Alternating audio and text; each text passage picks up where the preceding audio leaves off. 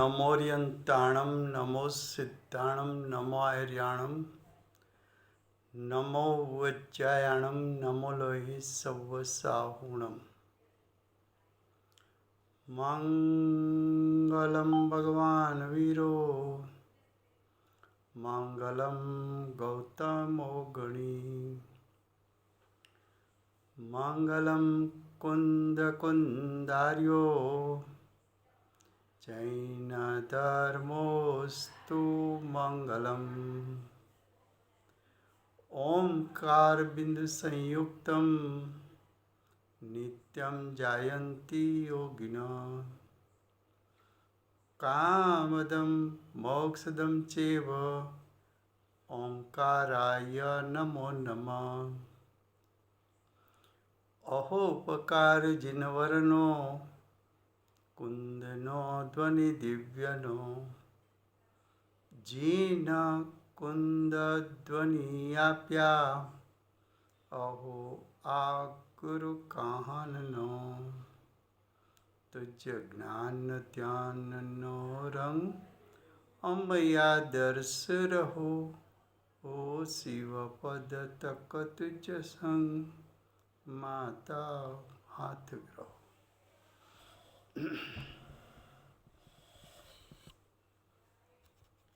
ये जैन सिद्धांत प्रवेशिका है। गोपाल दास बरैया जी ने लिखा है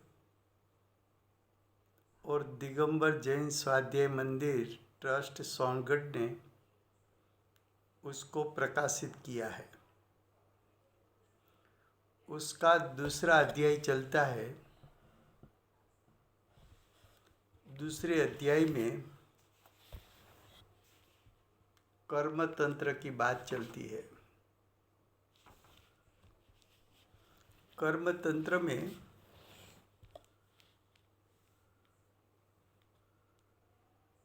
संसारी जीव कर्म से सहित है और मुक्त जीव कर्म से रहित है। यहाँ से विषय पंडित जी ने शुरू किया है। बाद में बंध का प्रकार बताया। प्रकृति बंध, प्रदेश बंध, स्थिति बंध, अनुभाग बंध। उसमें से प्रकृति बंध का विषय चलता है। प्रकृति का अर्थ है स्वभाव। तो कितने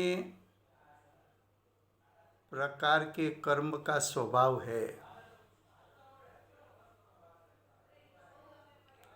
तो मूल भेद दो है, घाती अघाती। घाती का पेटा भेद कर दो तो ज्ञानावर्णी, दर्शनावर्णी, मौनी ने अंतराय। अघाती का भेद कर दो तो वेदनीय, आयु, नाम और गोत्र। अब घाती और अघाती कर्म, उसका स्वरूप क्या है? उसमें प्रश्न नंबर 150, पेज नंबर 33, प्रश्न है दर्शन मौनीय कर्म का कितना भेद है? ये दर्शन मौनीय के भेद के पहले दर्शन मौनीय कर्म किसको कहते हैं? तो वहाँ दर्शाया था कि दर्शन मौनीय कर्म आत्मा के सम्यक्त पर्याय के घात में निमित्त होता है। जब तक दर्शन मौनीय कर्म का उदय है, जीव इसमें जुड़ता है, तो जीव की सत्ता में जीव के श्रद्धा गुण, तो श्रद्धा गुण का विपरीत परिणमन यानी सम्यक्त्व का घात, तो दर्शन मौनीय कर्म श्रद्धा गुण की पर्याय में विपरीतता उत्पन्न करने में निमित्त होता है। अब दर्शन मौनीय कर्म के कितने भेद हैं? दर्शन मौनीय कर्म अज्ञानी को होता है,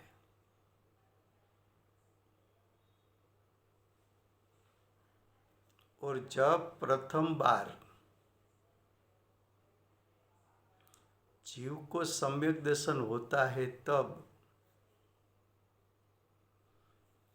दर्शन मौनीय कर्म उसका दल 3 प्रकार के कर्म में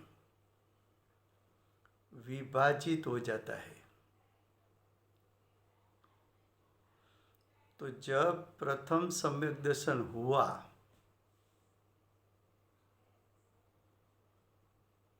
वो सम्यक दर्शन का निमित्त पाकर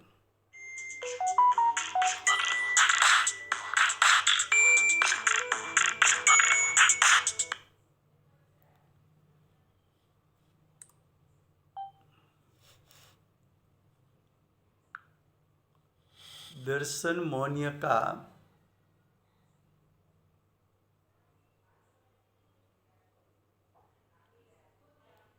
फिर से जब जीव को सम्यक दर्शन प्रकट होता है, तो सम्यक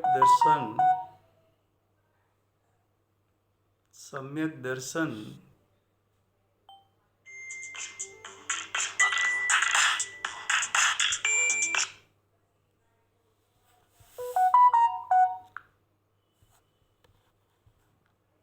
जब जीव को सम्यक दर्शन होता है, तब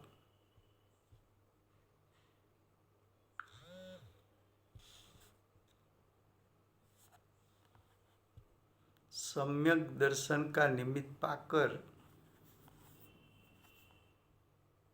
दर्शन मौनीय कर्म का दल 3 प्रकार के कर्म में विभाजित हो जाता है। और 3 प्रकार का कर्म में एक मिथ्यात्व है, दूसरा सम्यक मिथ्यात्व है, और तीसरा सम्यक्त्व है।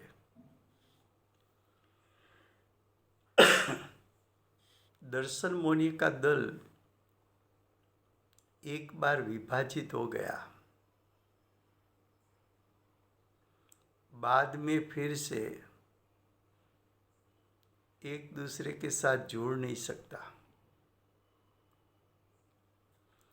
दर्शन मौनीय का एक बार 3 टुकड़ा हो गया, 3 विभाजन हो गया, तो दर्शन मौनीय की फल देने की शक्ति टूट गई।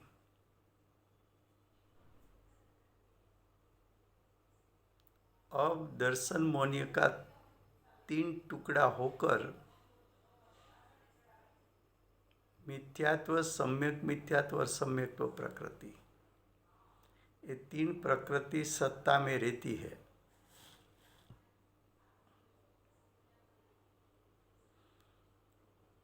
मिथ्यात्व कर्म का उदय जब होता है फिर से,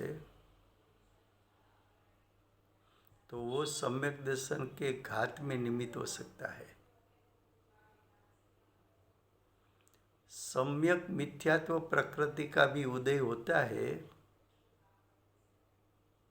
वो भी सम्यक दर्शन के घात में निमित्त हो सकता है, निमित्त होता है। लेकिन सम्यक प्रकृति, उसका उदय से सम्यक दर्शन का घात नहीं होता।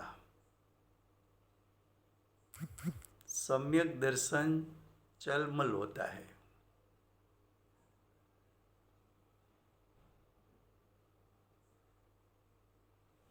फिर से गुजराती में,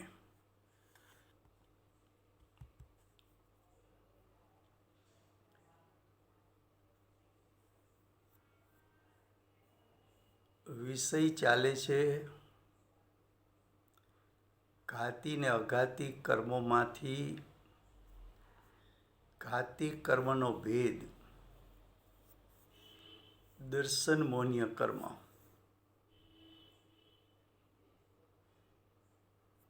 દર્શન મોન્ય કર્મ કોને કહે છે? તો કે દર્શન મોન્ય કર્મ છે ભેદ ઘાતી કર્મનો, છે પૂતગલ, છે અચેતન।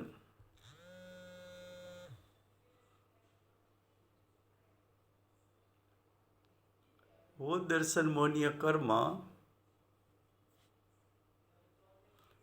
उसका जब उदय आता है और जीव उसमें जुड़ता है, तो दर्शन मोन्य कर्म में जुड़ने से जीव के श्रद्धा गुण की पर्याय में विपरीतता उत्पन्न होती है, और वो विपरीतता के कारण आत्मा की सम्यक्त्व पर्याय का घात होता है। तो उसका अर्थ ये हुआ कि दर्शन मोन्य कर्म श्रद्धा गुण में विपरीतता उत्पन्न होने में निमित्त होता है। उसका दूसरा अर्थ ये है कि दर्शन मोन्य कर्म के उदय जीव के श्रद्धा गुण की सम्यक्त्व पर्याय का घात करने में निमित्त थाय छे।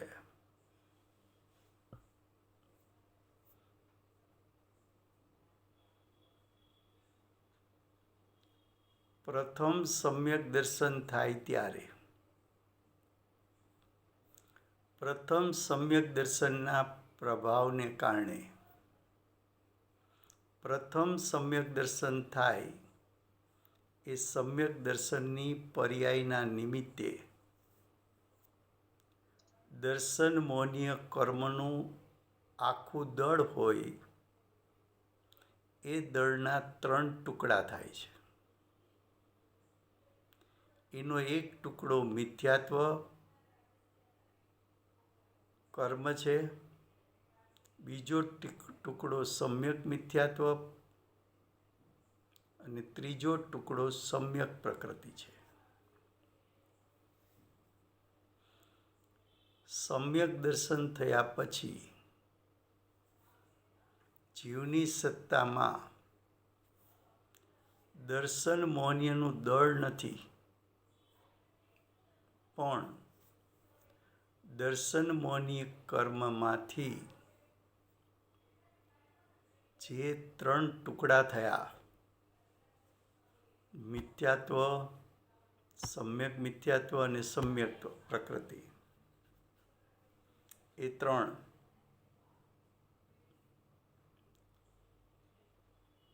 સત્તામાં રહે છે। હવે જે સત્તામાં રહેલું મિથ્યાત્વ કર્મ,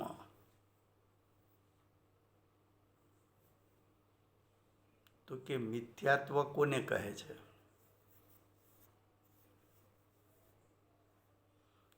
કે મિથ્યાત્વ એટલે વિપરીતતા. મિથ્યાત્વ એટલે વિપરીતતા. મિથ્યાત્વ એટલે શ્રદ્ધા ગુણનું વિપરીત પરિણમન.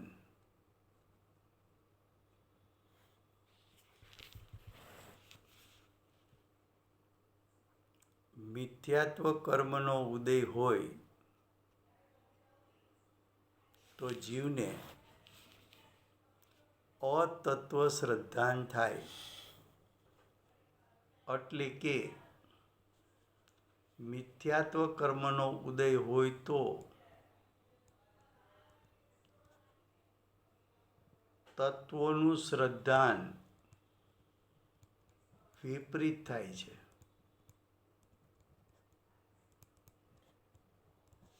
જેમ કે શરીર અચેતન જળ હોવા છતાં મિથ્યાત્વ કર્મના ઉદયમાં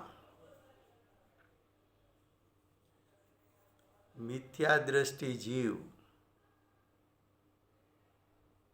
શરીરને જીવ માને છે. શરીર અચેતન હોય તેમ છતાં જીવની ઉપસ્થિતિમાં રહેલું શરીર તો મિથ્યા દ્રષ્ટિને એમ લાગે છે કે શરીર ચેતનવંતું છે.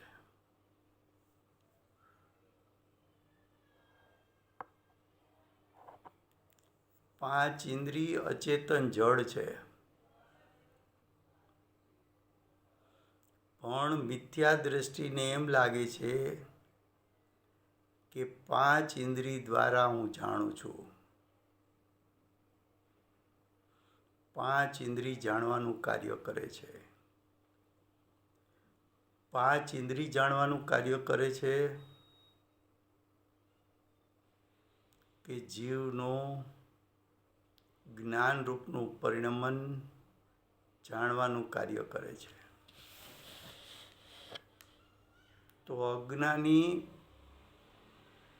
મિથ્યાત્વના ઉદયમાં અજીવને જીવ માનવો તો અજીવ તત્વનું વિપરીત શ્રદ્ધાન છે.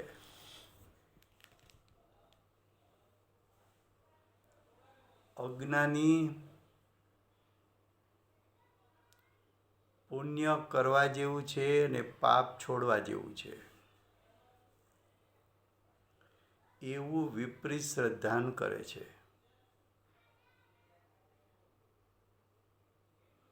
અજ્ઞાનીને પુણ્ય તત્વ હિતકારી લાગે છે, પાપ તત્વ અહિતકારી લાગે છે. ખરેખર બંને તત્વ અહિતકારી હોવા છતાં હિતકારી માનવું.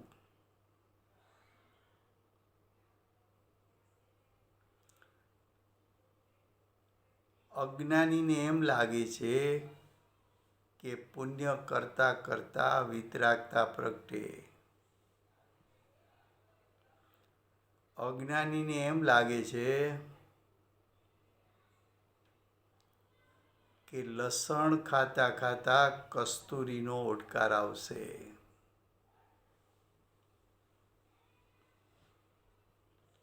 પુણ્ય અને પાપ બંને સંસારનું કારણ હોવા છતાં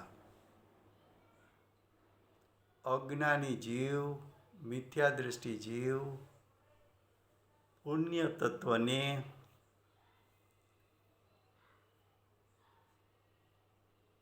ધર્મ માને છે, પુણ્ય તત્વને સંબર તત્વ માની બેસે છે. આવી અનેક પ્રકારની તત્વ સંબંધીનું અતત્વ શ્રદ્ધાન મિથ્યા દ્રષ્ટિને થાય છે. આપણને એમ થાય કે આપણે તો આ બધું સમજીએ છીએ, આપણને થોડું અતત્વ શ્રદ્ધાન થાય.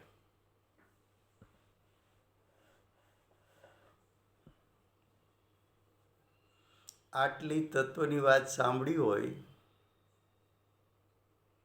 છતાંય આપણા ભાવમાં શું પડ્યું છે કે કોઈનું એક્સિડન્ટ થાય અને બંને આંખ ચાલી જાય,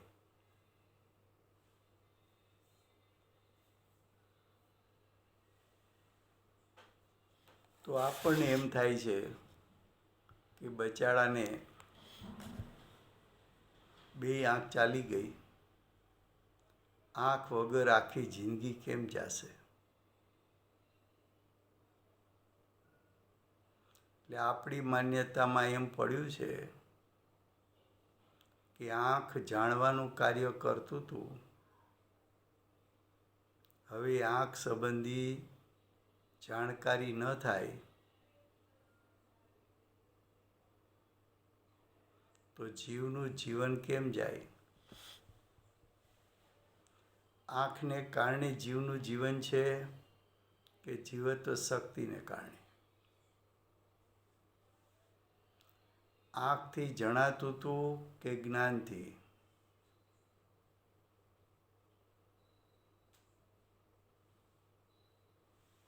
આટલું સાંભળ્યા પછી પણ એમ કે અમારે રોજ 5-7 કિલોમીટર વોક તો કરવાનું જ. શરીરનું વજન 2 કિલો વધઘટ થવા નથી દેતા.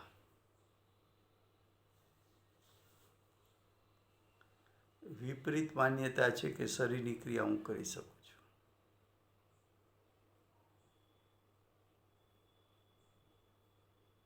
એવી અનેક જાતની વિપરીતતા, અતત્વ શ્રદ્ધાન,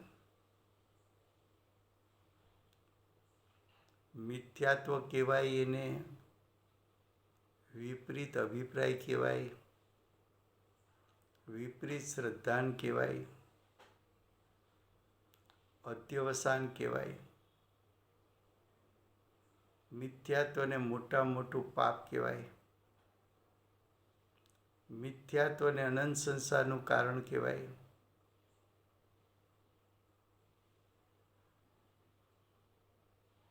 મિથ્યાત્વ 4 ગતિનું કારણ છે એમ કહેવાય.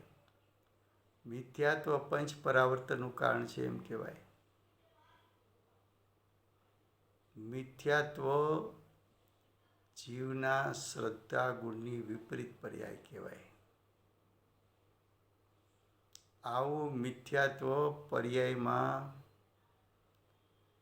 આપણને અજ્ઞાનીઓને અનાદિકાળથી પ્રત્યેક સમયે ઉત્પન્ન થાય છે.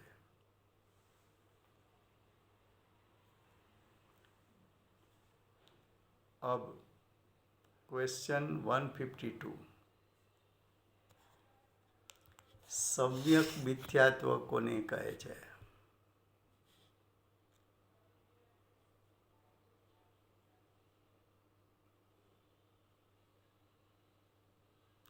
उत्तर, जे कर्मना उदयथी, જે કર્મ એટલે સમ્યક મિથ્યાત્વ કર્મના ઉદયથી મિશ્ર પરિણામ હોય કે જેને ન તો સમ્યક રૂપ કહી શકાય, ન તો મિથ્યાત્વ રૂપ.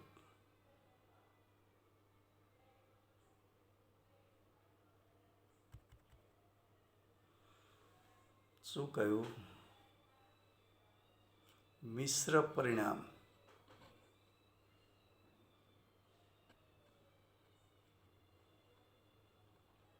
સમ્યક્ત્વ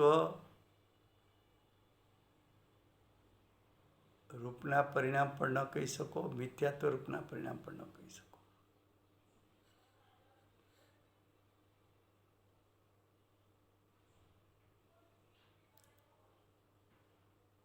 આવું સમ્યક મિથ્યાત્વનો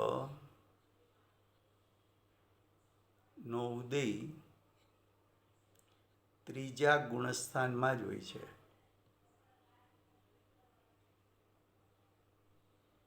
સમ્યક મિથ્યાત્વનો ઉદય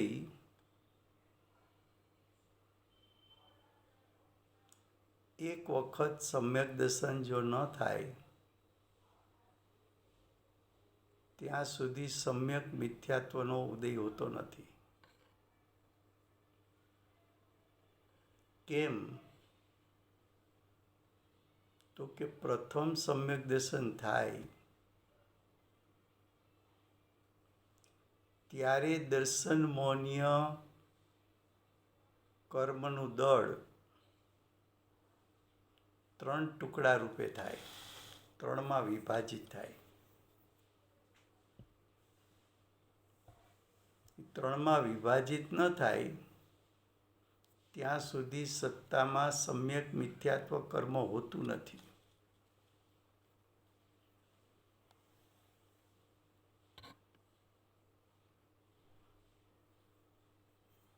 સાચા દેવશાસ્ત્ર ગુરુને પણ માને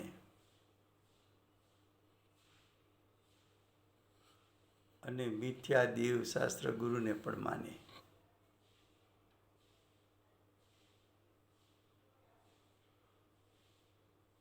મિશ્ર પરિણામ.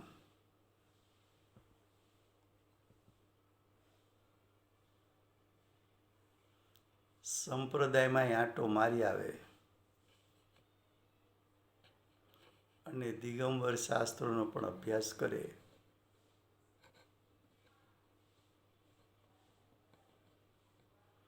સાચા દેવશાસ્ત્ર ગુરુ ને કુદેવ કુગુરુ કુશાસ્ત્ર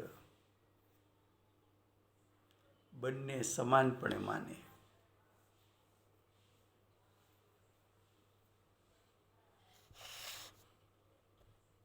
क्या कहा? प्रश्न 152 152. सम्यक तो मिथ्यात्व किसको कहते हैं? तो जिस कर्म के उदय में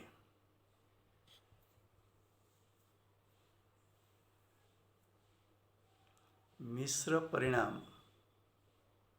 होते हैं,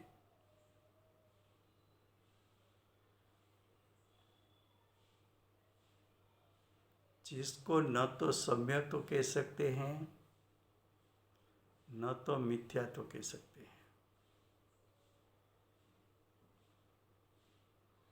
मिश्र परिणाम.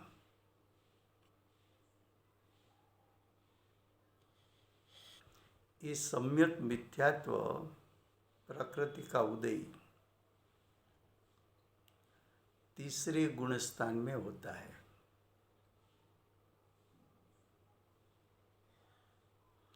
सम्यक मिथ्यात्व कर्म का उदय एक बार जिसको सम्यक दर्शन हो गया उसके बाद ही सम्यक मिथ्यात्व का उदय आ सकता है. क्यों? तो कि प्रथम सम्यक दर्शन हुआ तब दर्शन मोन्य दल का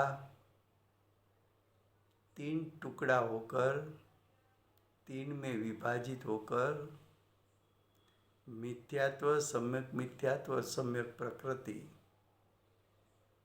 तीनों सत्ता में रह गई. विभाजित होकर सत्ता में रही. सत्ता में है तो उदय आएगा, लेकिन ये 3 प्रकृति सत्ता में कब रहेगी? तो कि जब दर्शन मुनि का विभाजन होगा तब. तो दर्शन मुनि का विभाजन कब होगा? तो कि सम्यक दर्शन प्रकट होगा, उसके प्रभाव से, उसके निमित्त से दर्शन मोनिया विभाजित होती है. ऐसे जीवों को सच्चे देव शास्त्र गुरु का भी श्रद्धान हो। कुदेव को गुरु को शास्त्र का श्रद्धान भी हो।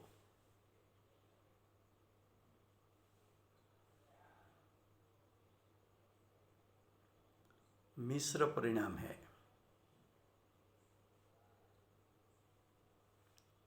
ये प्रकृति का नाम सम्यक मिथ्यात्व दिया,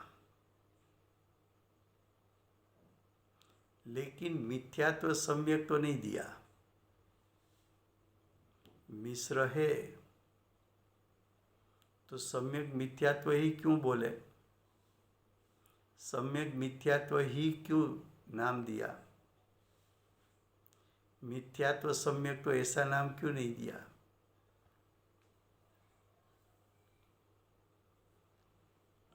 तो कि जब जीव को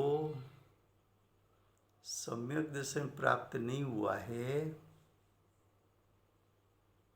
तब तक तो जीव प्रथम गुणस्थान में है। और जब सम्यक दर्शन प्रकट होता है, प्रथम सम्यक दर्शन प्रकट होता है, वो उपसम सम्यक दर्शन होता है।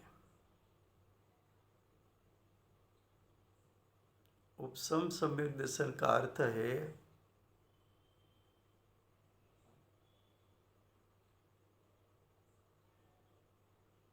कि दर्शन मोहनीय कर्म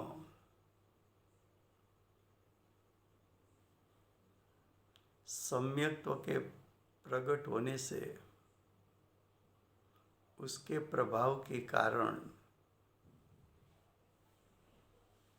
वो कर्म उदय में न आ सके, नाश नहीं हुआ है।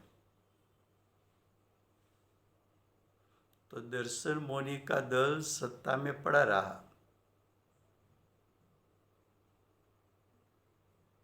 क्यों? तो कि सम्यक दर्शन के प्रभाव के कारण। जैसे लौकिक में हम कहते हैं ना,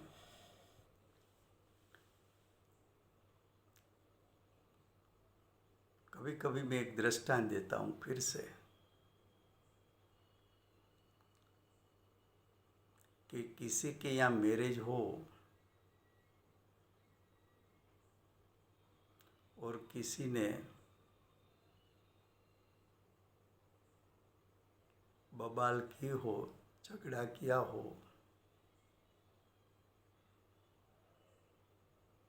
तो सामने वाले को याददाश्त में रहता है कि हमारे प्रसंग में उसने ऐसा किया। फिर बवाल किया था, उसके घर पर मैरिज आया,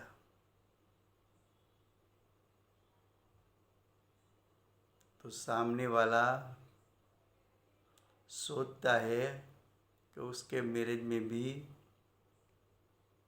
मैं बवाल करूं, या आमंत्रण देने के लिए आए तब उसको दो शब्द कह देने का है। वो समझते हैं क्या? लेकिन बवाल करने वाले ने क्या किया कि आमंत्रण देने के लिए जाने समय सामने वाले के नए समधी को साथ में लेके गए।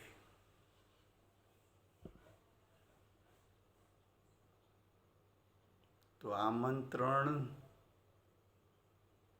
देने के समय उसको जो बोलना था, लेकिन उसके साथ नए समधी साथ में थे, तो बोल नहीं पाए। नए समधी के कारण बोल नहीं पाए, अंदर में रह गया।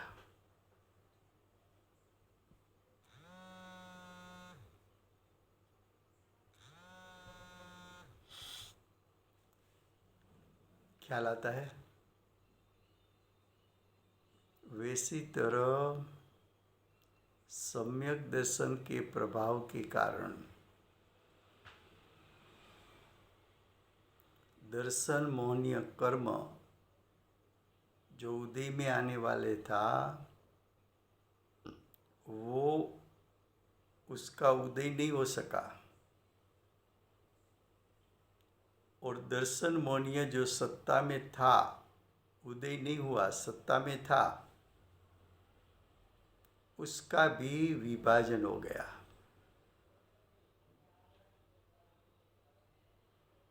तो अब सत्ता में मिथ्यात्व है, सत्ता में सम्यक मिथ्यात्व है और सम्यक प्रकृति है।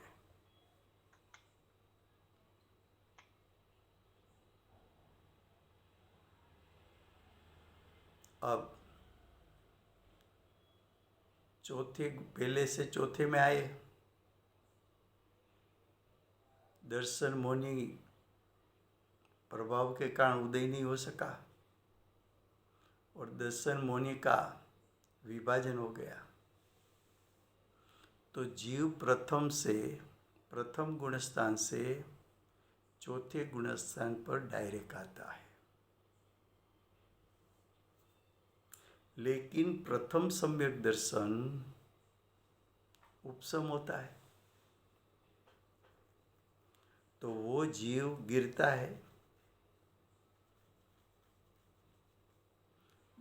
है तो चौथे गुणस्थान पर से डायरेक्ट प्रथम गुणस्थान में नहीं चला जाता। आया था तब पहले से चौथे में आया, जब गिरा तो सम्यक मिथ्यात्व का उदय हुआ, तीसरे गुणस्थान में आ गया। अनंतानुबंधी के कोई भी कसाई उसका उदय होता है तो चौथा गुणस्थान चला जाता है। चौथे में से तीसरे में आया, वहाँ सम्यक मिथ्यात्व प्रकृति का उदय आया। चौथे से तीसरे, तीसरे में से दूसरे गुणस्थान में क्या हुआ, तो कि जैसा आपने कुछ खाया तब खाने के समय स्वाद आया,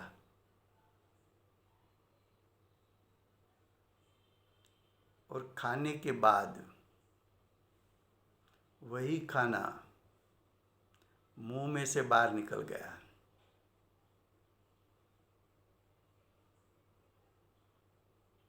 फिर भी जो खाया था उसका जो स्वाद आया था, ऐसा ही स्वाद आया। तो सासादन में ऐसा होता है दूसरे गुणस्थान में कि सम्यक्त्व छूट गया, तो जाने के समय भी ऐसा स्वाद आया और बाद में प्रथम गुणस्थान में आ गया।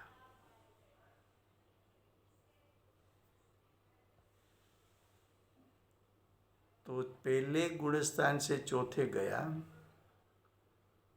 लेकिन गिरते समय तीसरा, दूसरा और पहला। तो सम्यक मिथ्यात्व प्रकृति ऐसा दर्शाती है कि सम्यक दर्शन चौथे गुणस्थान में प्राप्त हुआ था, वहाँ से मैं फिर मिथ्यात्व की ओर जाऊंगा। तो सम्यक मिथ्यात्व, सम्यक दर्शन से मिथ्यात्व की ओर जाना, इसलिए इस प्रकृति का नाम सम्यक मिथ्यात्व दिया।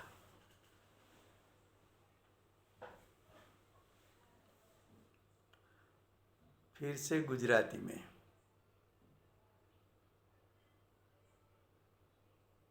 प्रश्न 152, એમાં પ્રકૃતિનું નામ આપ્યું સમ્યક મિથ્યાત્વ। તો કોઈને પ્રશ્ન એમ થાય કે મિથ્યાત્વ સમ્યક્ત્વ નામ કેમ ના આપ્યું?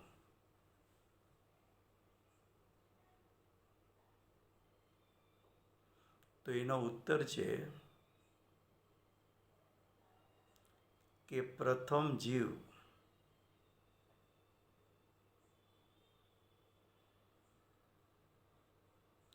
પ્રથમ જીવ પેલા ગુણસ્થાનથી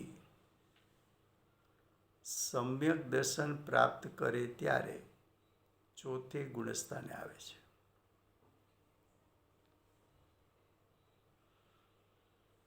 ચોથું ગુણસ્થાન માં જે સમ્યક દર્શન પ્રગટ થાય એ ઔપસમિક સમ્યક દર્શન છે. ઔપસમિક સમ્યક દર્શન પ્રથમ ઔપસમિક સમ્યક દર્શન થોડા જ સમયમાં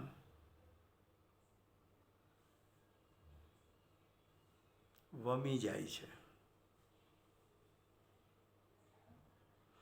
પણ જે પ્રથમ સમ્યક દર્શન થયું એને ઔપસમિક સમ્યક દર્શન કેમ કીધું? તો કે પ્રથમ સમ્યક દર્શનના પ્રભાવને કારણે દર્શન મોનીય કર્મનું દળ એનો ઉપશમ થયો. ઉપશમ થયો કોને કહેવાય?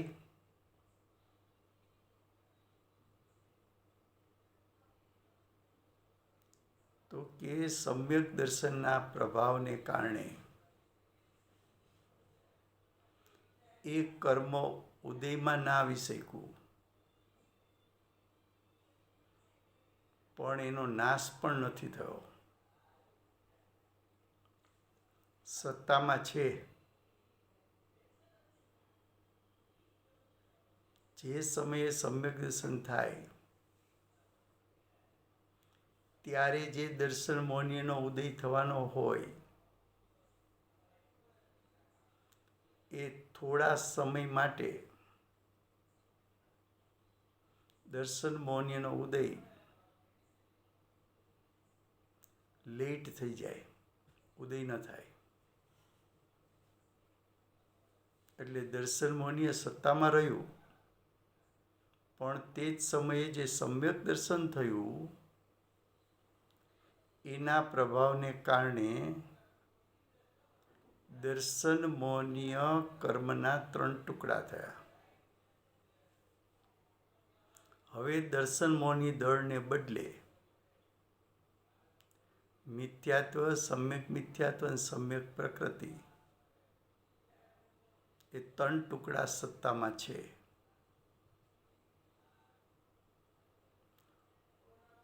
ઔપસમિક સમ્યક દર્શન સમજવું હોય તો કઈ રીતે સમજવું? તો ક્યારેક હું લૌકિક દૃષ્ટાંત આપું છું કે આપણે ત્યાં કોઈ મેરેજ હોય અને કોઈએ ઝઘડો કર્યો હોય તો કેટલો યાદ રહે.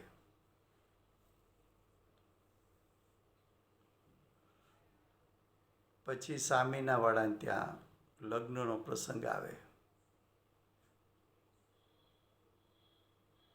તો આપણે રાહ જોઈને બેઠા હોય કે આમંત્રણ આપવા આવે ત્યારે તો એને મારે બરોબર કહેવું છે કે આપણો પ્રસંગ કેવો બગાડ્યો હતો. પ્રસંગ બગાડનારને ખબર હોય કે આપણે પ્રસંગ બગાડ્યો હતો, એટલે આમંત્રણ દેવા તો આવે, પણ આપણા નવા વેવાઈને સાથે લઈને આવે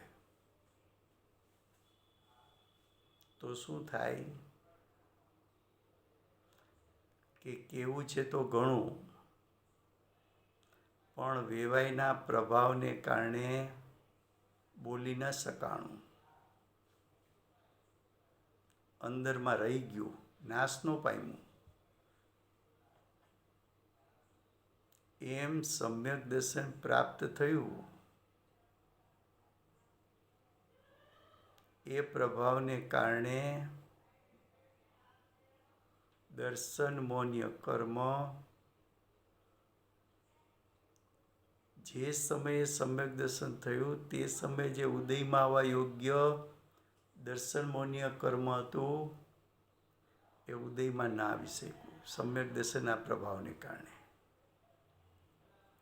સત્તામાં હતું, સત્તામાં રહ્યું, અને સાથે સાથે સમ્યક દર્શન થતાં જ એ સત્તામાં પડેલું દર્શન મોનીય 3 ટુકડા થઈ ગયા.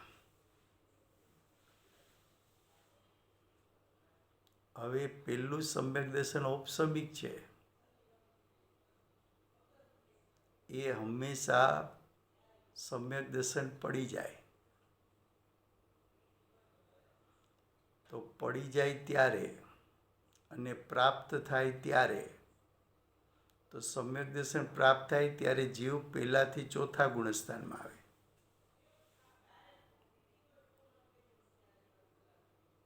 પણ પડે ત્યારે ત્રીજું ગુણસ્થાન, બીજું ગુણસ્થાન અને પહેલા ગુણસ્થાન એમ ક્રમથી આવે.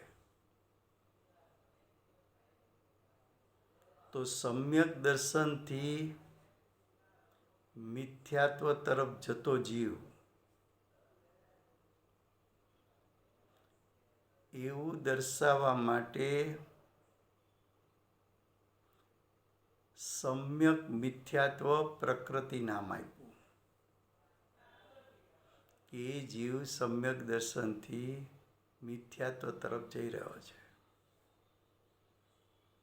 એ ત્રીજું ગુણસ્થાન, ત્યારે મિશ્ર પરિણામ. બીજા ગુણસ્થાને એવી સ્થિતિ હોય કે તમે ચૂરમાના લાડવા ખાધા ત્યારે ચૂરમાનો સ્વાદ આવ્યો. લાડવા વધારે ખવાઈ ગયા અને ઉલટી થઈ, એ બધું પાછું બહાર આવ્યું તો પણ ચૂરમાનો જ સ્વાદ આવ્યો. એમ સાસાદન સમયે સમ્યક દર્શન વમી જતા કાળે એવો જ એને સ્વાદ આવ્યો અને પછી પહેલા ગુણસ્થાને મિથ્યાત્વ રૂપે થઈ ગયો. હવે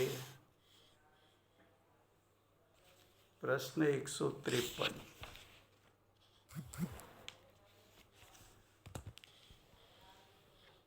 સમ્યક પ્રકૃતિ કોને કહે છે?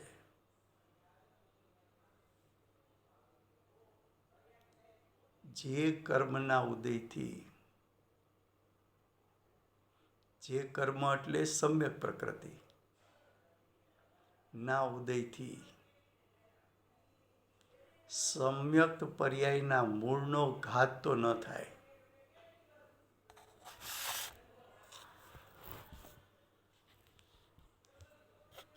સમ્યક પ્રકૃતિ એ કર્મ પ્રકૃતિ છે, એટલે પૂતગલ છે. સમ્યક પ્રકૃતિ સત્તામાં પડી છે. કેમ?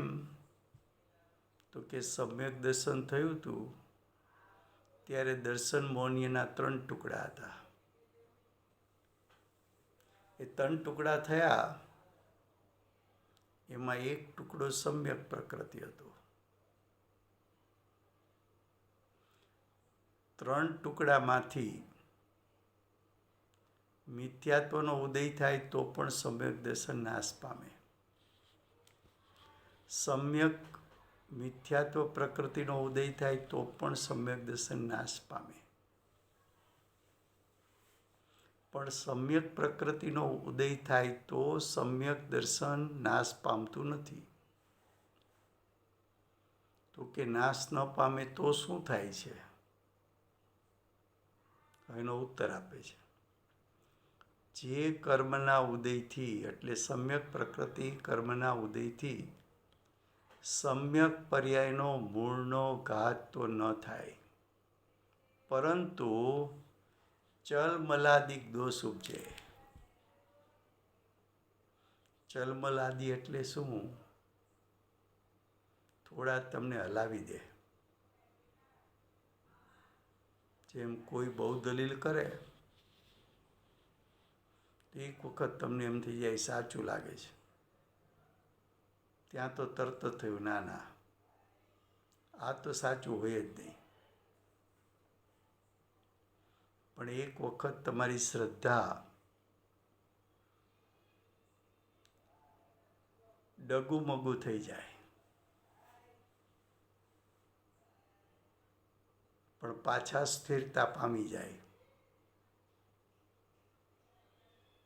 એટલે સમ્યક તો સલામત રહે.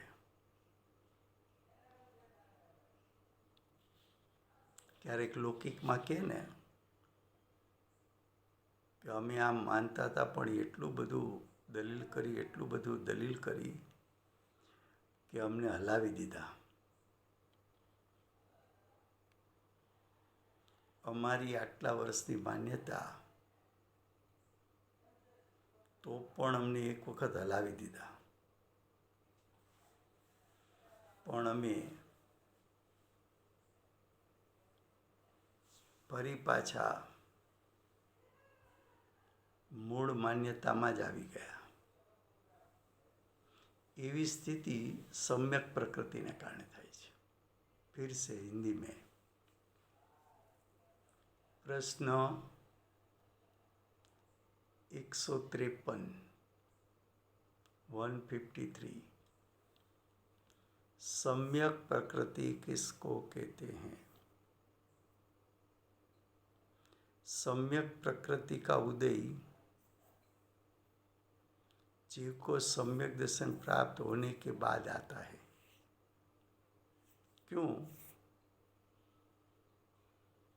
तो कि जब तक वो अज्ञानी था, मिथ्या दृष्टि था, तब तक तो दर्शन मोहनीय का अखंड दृढ़ था. सम्यक दर्शन हुआ उसके बाद 3 प्रकार की प्रकृति में विभाजित हुआ. उसमें जो मिथ्यात्व प्रकृति है उसका उदय में जुड़ने से सम्यक दर्शन नाश होता है. सम्यक मिथ्यात्व प्रकृति के उदय में जुड़ने से भी सम्यक दर्शन नाश होता है. लेकिन सम्यक प्रकृति उसके उदय में क्या होता है? तो देखो क्या आंसर दिया. जो कर्म के उदय से सम्यक पर्याय का मूल का घात तो नहीं होता, लेकिन चल मलादिक दोष उत्पन्न होते हैं, उसको सम्यक प्रकृति कहते हैं. तो सम्यक प्रकृति वो है तो अचेतन जड़ पुद्गल कर्म की प्रकृति है. उस सम्यक प्रकृति का उदय, उसका अर्थ सम्यक प्रकृति का फल.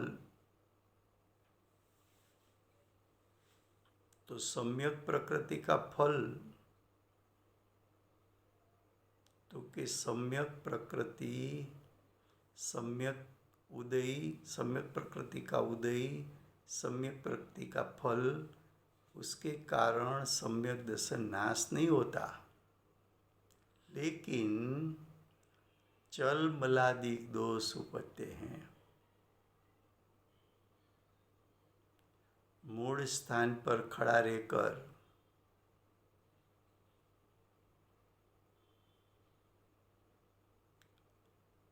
फिर भी हला दिया, उसकी सोच को हला दिया, फिर स्थिर हो गया. ऐसी स्थिति सम्यक प्रकृति के उदय में होती है. अब प्रश्न 154 चारित्र मोहनीय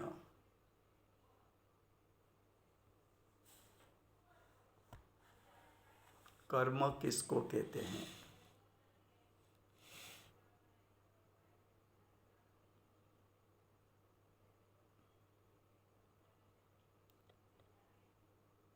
उसका उत्तर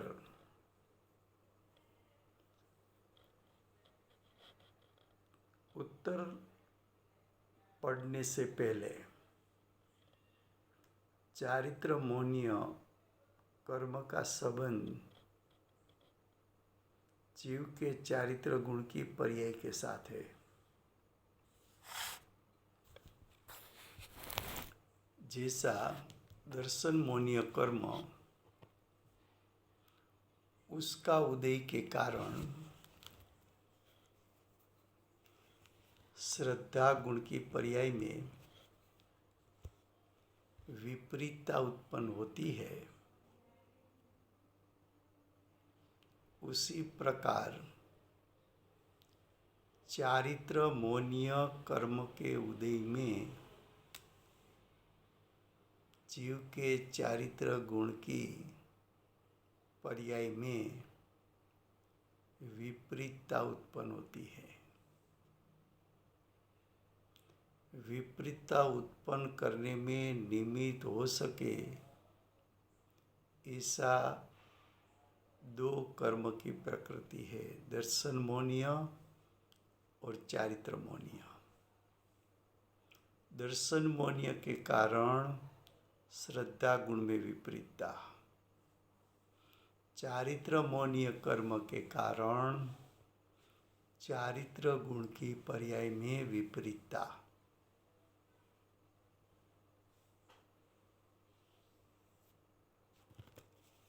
अब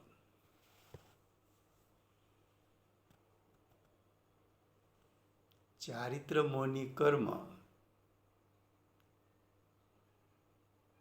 और चारित्र गुण की पर्याय दोनों के बीच में निमित्त नैमित्तिक संबंध है। चारित्र मौनी कर्म का उदय आया, जीव उसमें जुड़ गया, तो जीव की चारित्र गुण की पर्याय में विपरीतता में निमित्त चारित्र मौनीय कर्म बनता है। देखो उत्तर, जो आत्मा के, जो का अर्थ है चारित्र मौनीय कर्म आत्मा के चारित्र पर्याय को घात करते हैं। घात करते हैं उसका अर्थ कि चारित्र मौनी की शुद्धता को घात करने में निमित्त बनता है, उसको चारित्र मौनीय कर्म कहने में आता है।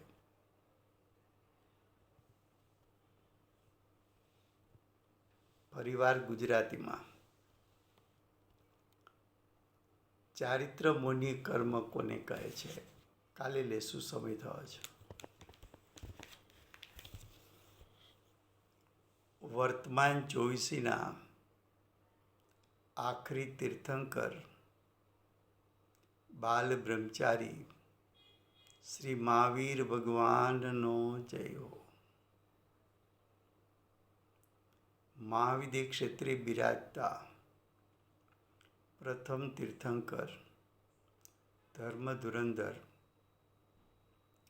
अनंत चतुष्टयना धारक दिव्य ध्वनिना दातार शासन उपकारी सीमा में रेवावाड़ा श्री सिमंदर भगवान नो जय हो। कड़ी काળ सर्वज्ञ केवल ज्ञानी तळेटी में बैठेला प्रचुर स्वसंवेदन करता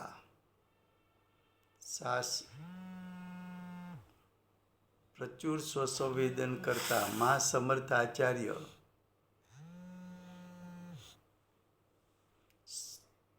કુંકુંદાચાર્ય દેવનો જય હો. વર્તમાન કાળે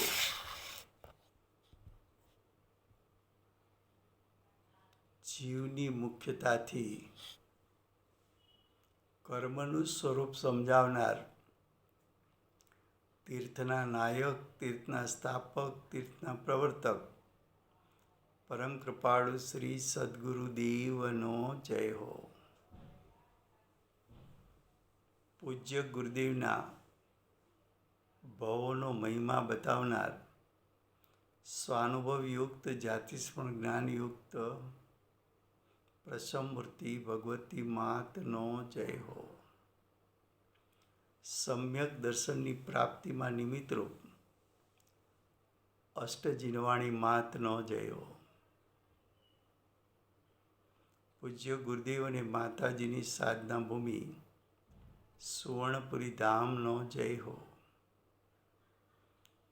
સુવર્ણપુરી ધામમાં બિરાજમાન સર્વે દેવ શાસ્ત્ર ગુરુ ભગવંતનો જય હો. વર્તમાન ગુરુ અને ભવિષ્યના શ્રી સૂર્યકીર્તિ ભગવાનનો જય હો. શ્રી સૂર્યકીર્તિ ભગવાનના સમૂહ મુખ્ય ગણધર દેવેન્દ્ર કીર્તિનાથ ભગવાનનો જય હો. પરમ દિગંબર જૈન ધર્મનો જય હો.